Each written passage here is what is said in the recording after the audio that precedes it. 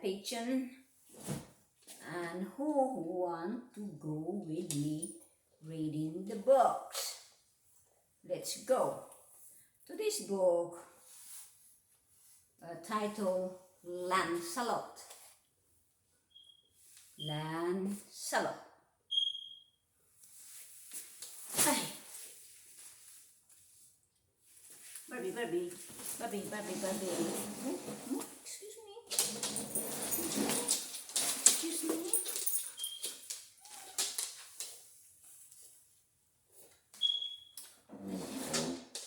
Oh, it's kind of dark here.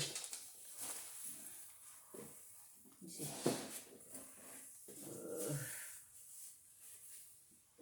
Naubos na yung time natin dito.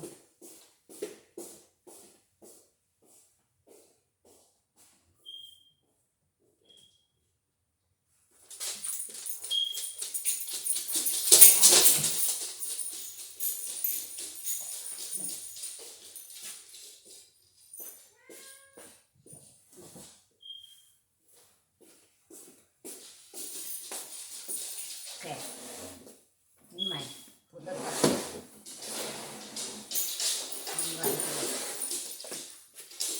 Ay.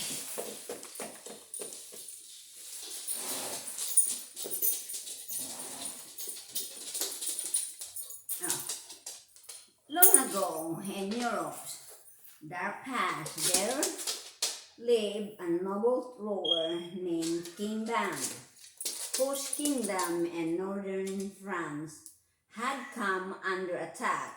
Hoping to save his realm, Bam stole away with his wife and newborn son to seek the help of his ally King Arthur of Britain. But the enemy was far closer than Ban had realized. As the fury of battles spread around him, Ban looked back to see his beloved Benwick castle engulfed in flames. Crushed by this tragic sight, he fell to the ground dead. The queen rushed to him but then collapsed in grief. Her baby clung to his mother and cried until pale figure appeared out of the mess on the lake. "Child of noble blood," whispered the lady of the lake, "your destiny rests with me now." Gathering the baby into the folds of her cloak, she stepped onto the surface of the lake and vanished into the mist. Okay. The lady of the lake carried the child to Avalon, her domain hidden from the world by the mist of enchantment. As the boy grew, she brought in the most skilled knights to train him in the arts of cavalry. But no training could match his own natural gift at Camelot, home of the King Arthur. News of this talented youth stirred memories of a prophecy. It had been foretold that a passionate young hero would come one day and change their world forever. On his enlightening birthday, the lady of the lake escorted the youth to the King Arthur's court. "Your Majesty," she said, bowing before the king, "I present you a Lancelot of the lake. He is the worthiest of all candidates for knighthood ever to come before you. I beseech you to induct him into the Knights of the Round Table. The mysterious young man seems to possess both the grace of an angel and the intensity of panther. Silently, he knelt before the king. Arthur drew his sword, Excalibur, but touched its strip to the youth's shoulder.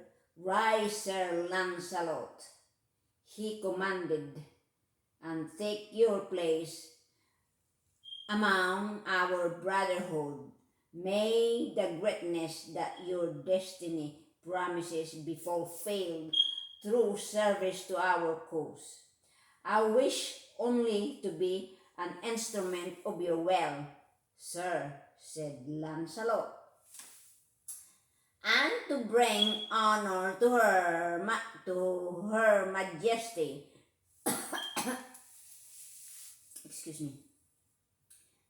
The queen shall wear my colors, said Guinevere, and you shall be known as the queen's champion.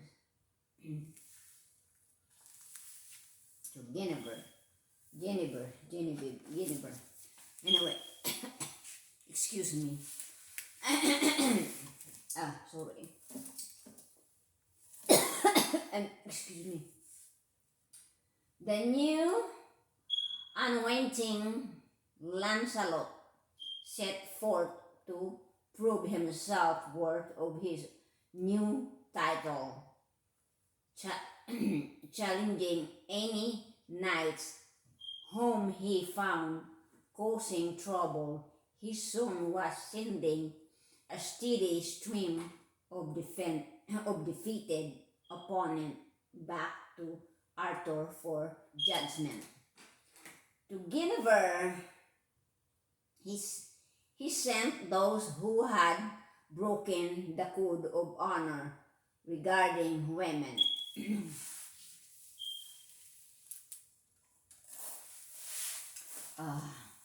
Lancelot's quest often took him beyond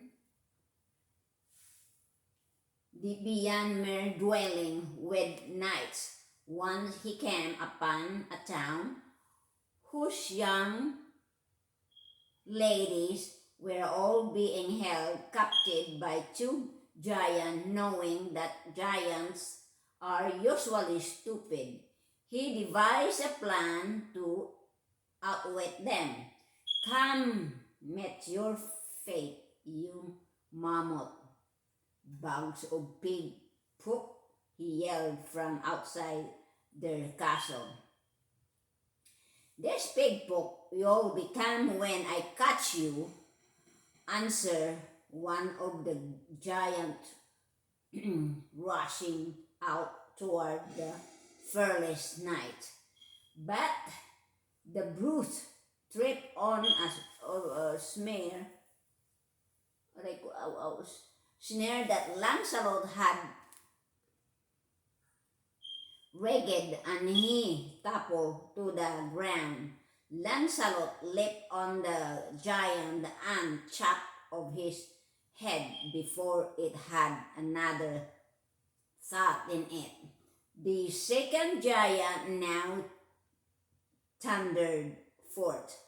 Lancelot dodged and weaved until the frustrated off threw himself on top of the knight.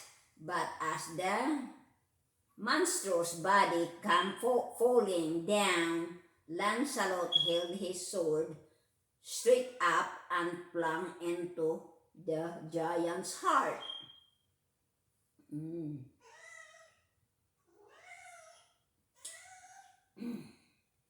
Exhausted, Lancelot pulled himself from under the giant, crushing with that maidens ran forth to show her their famous hero with adoration. I am humbled by your gratitude, said Lancelot, but my service is in honor of only one lady, our gracious Queen Guinevere. Okay, Queen Guinevere. Guinevere. Okay. When Spyring came, Guinevere invited many of her knights and ladies to go maying with her. They planted their maples in the harsh meadows and danced all day until the warmth of the afternoon sun and the new May wind gently overtook them.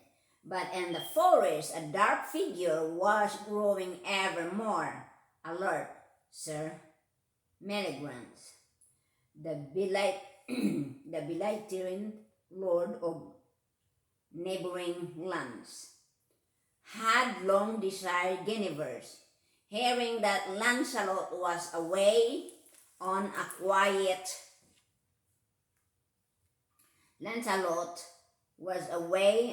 quest, he saw his chance to take her for himself. As soon as the queen's knights were dashing, Meleagant and his horsemen charged out of the shadows and surrounded the party. The maiden's scream sent the sleepy knights scrambling for their swords. "Stop, I found you to fight," cried Guinevere to her men. "We are outnumbered, he wants only me." "Thank you for being so reasonable, my lady," said Meleagant. "And now my hospitality awaits your entire company at my castle." "Your hospitality," said the queen. You loathsome." Guinevere stopped when she noticed her smallest page boy hiding under a bush. As she passed him, she dropped her ring to the ground. "Fine Lancelot," she whispered, "and hurry." Queen Guinevere.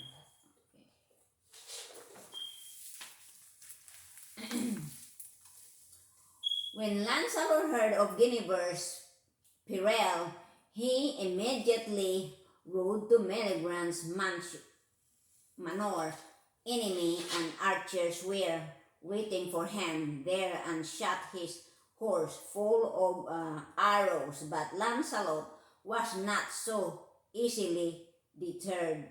Jumping into a passing ox cart, he demanded a ride to the castle. The castle guards roared with laughter when they saw the mighty Sir Lancelot riding to the rescue on a pail of hay. But he dashed into the castle before Meleagant could stop him. "Come out, you traitor knight," Lancelot yelled from the courtyard. "Retrieve your honor on the point of my sword." Meleagant had not planned on this. "Take them," and he called back from his tower, dropping the prison key the ground. But Lancelot repeated his challenge. He took off his helmet, tossed aside his shield, and demanded to have one-handed try behind his back. "Now fight with me," he shouted. Meleagant sneaked up behind him and swung his sword at Lancelot's head. Lancelot ducked quickly and Meleagant darted for the door, but Lancelot nimbly blocked his opponent. Their swords clashed as Lancelot went on the attack with mighty blow to Meleagant. shoulder, Lancelot brought the coward to the ground. The queen thanked Lancelot, but his fellow knights turned the rescue into a joke, singing mocking praise to the knight of the cart. Quietly, Lancelot returned Guinevere's ring to her and took his leave. They did not see him again for a very long time. Okay.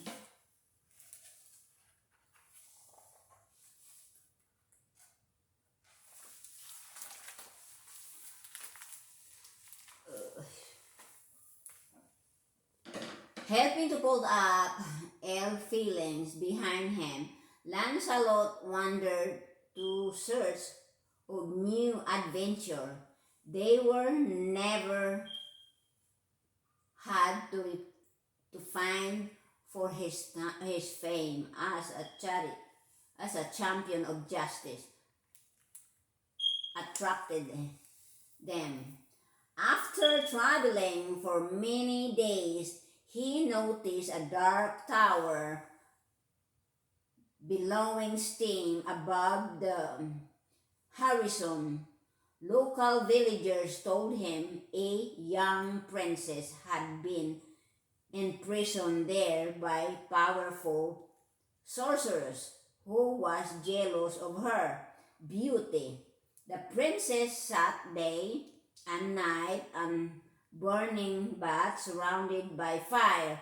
According to the village wise woman, there was only one knight in all the world who could free her, for he alone had the goodness and courage to overcome the evil spell.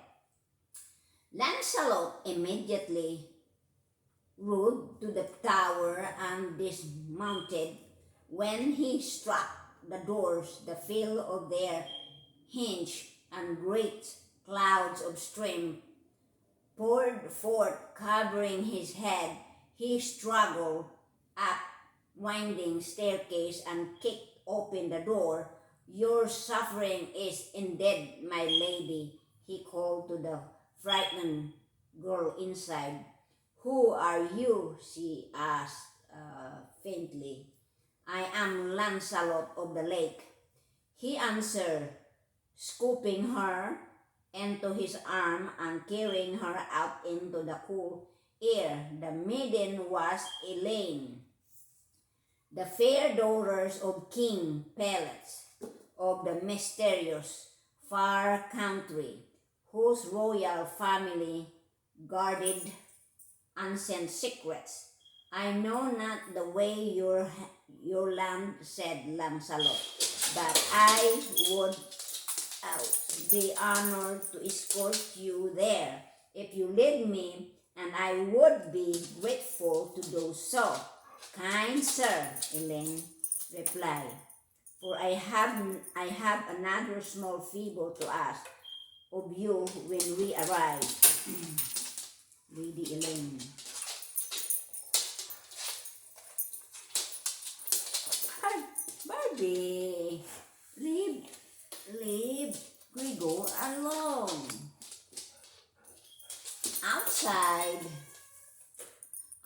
the town of Corbin in the far country, they come to town. Upon it were letters of gold that read, "A panther of king blood shall come to slay the beast within, and he shall father a lion, and the lion shall surpass all others." As Lancelot read those words, the lid of the town slid off, and a great dragon sprang out before him. The knight tightened his lungs and charged forward. His aim was true.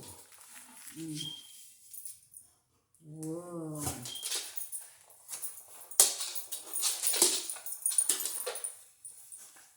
But the town folks of Corbin were overjoyed to be rid of the demon serpent. They held celebrations for their new hero and begged him to stay.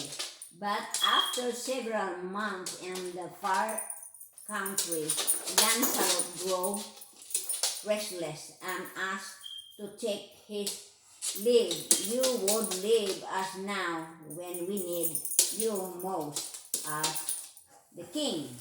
Phyllis. He alone understood the prophecy written on the dragon stamp, and he had waited many years for the right man to fulfill it. No one could represent us at Astolar better. Astolar better. What else? Thank you, Astolat, asked the Lancelot. The grandest tournament in many years, my lord, said Elaine, with all the bravest knights. Will you not do us honor? Lancelot knew he would see his fellow knights of the Round Table there, and their mockery still troubled him, but he messed them all, especially Arthur, the, the Lord of Battle, finally proved too great for the young warriors, and he decided to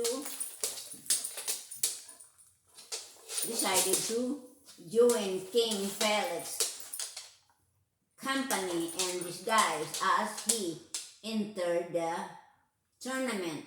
Elaine called him over and tied a scarf bearing her colors around his arm. 500 knights from all over Britain took to the field that day, but he sunset no one had unseated more opponents than Lady Elaine. Champion, Sir Jennifer. Wait, Barbie, Sir Gwen, Sir Gwen, Sir Barbie, Sir Gwen and Sir Lion. And the other round table knights knew that there was only one knight who could fight so brilliantly. They gathered round their brother Lancelot and begged him to return home to Camelot with them. Okay. But Lancelot's homecoming was a joyous occasions. Arthur himself ran out to greet him at the gates of Camelot. Your Majesty, said Lancelot, dismounting, he dropped to one knee, but Arthur pulled him up and hugged him. At last, the wandering spirit returned. He exclaimed, we all feared you dead, lad. You must never stay away so long again, no matter how grand the adventures, and you will share those stories with us tonight at the feast. The queen and I ate preparing for you, but the queen's set was empty at the celebration. Guinevere had heard that Lancelot wore the colors of other lady at the tournament, and she was enraged. How dare you call yourself a knight of the Round Table? She hissed at him the next day. You are not who you are, say you are, and you have dishonored me and all the court. Most of all, you have dishonored yourself. No sword had ever pierced Lancelot so deeply as Guinevere's words. All at once his true feelings of love for her flooded his mind, and his face uh, redeemed in a panic. He rushed past Guinevere and leaped out of the window into a thorny path of briars below. White with terror, Guinevere peered out the window's fearing the sight of Lancelot's broken and lifeless body. But there was only trail of blood leading from the briars into the forest.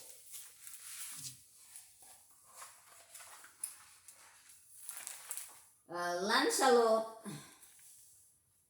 raced through the forest for many days, trying to escape his despair.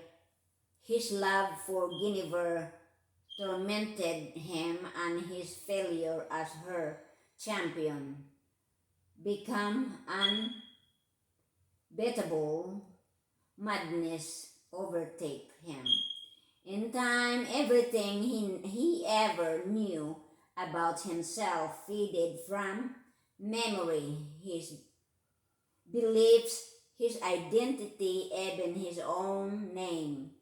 He lived by eating whatever nuts and berries he could gather, and he drinking water from the stream like other woodland creature. He fitted all humans. Um, and would dash into the brush if she sensed any nearby. Finally, the friends and kinsmen who searched for him gave up hope. Sometimes local bounties caught glimpse of the fleeing wild man, and soon takes of horror spread of a half-human creature who hunted the forest. Wood, the handsome youth who was once the most admired hero in all of Britain was now the object of fear and scorn. But Lancelot knew nothing but his own sadness.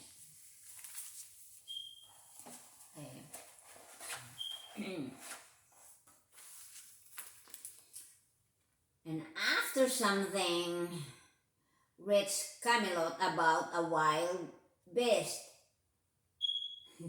terrorizing the countryside, when the knights organized a hunting party, Arthur seized the chance to look for Lancelot. Arthur alone had kept faith that his friend was still alive. The king had wandered away from the others when he heard a rushing and the leaves bursting out of the undernet. The gigantic boar charged into Arthur and his horse, knocking them to the ground. But suddenly the boar was frightening for his own life with another strange creature, a forest goblin. Arthur questioned still dashed from the fall. The two crashed into trees and brambles until a savage clubbing brought to the boar, thudding to the ground, thudding to the ground. Now Arthur saw that the goblin was human, for he was covered in his own blood. They stared at each other for a long moment. Lancelot, Arthur whispered. Suddenly, the hunting horn sounded nearby and Lancelot vanished. Okay. Oh, still there's a lot. Okay. Fearing that the hunter might catch him, Lancelot fled through the forest day and night. He was desperate to hide, to disappeared, to find a place where he could never again be reminded that he too was human. The more he struggled, the more he lost. His life was ebbing away with each step. Yet he continued to stagger forward after days and weeks of stumbling blindly. Lancelot finally crawled to a soft path of grass where he hoped to fall asleep and perhaps never awake. It so happened that Elaine, the fair, was also seeking a patch of grass that day for a picnic with her ladies in waiting. They often come to the lawn near the castle gardens on warm, sunny mornings. It's a dead man, uh, shrieked one of the ladies when she saw a body lying near the edge of the forest. Call the guards, don't go near. But something drew Elaine toward the man, something pulling at her heart. She turned him over and gasped. Lancelot was barely breathing. We met again, kind sir, she whispered.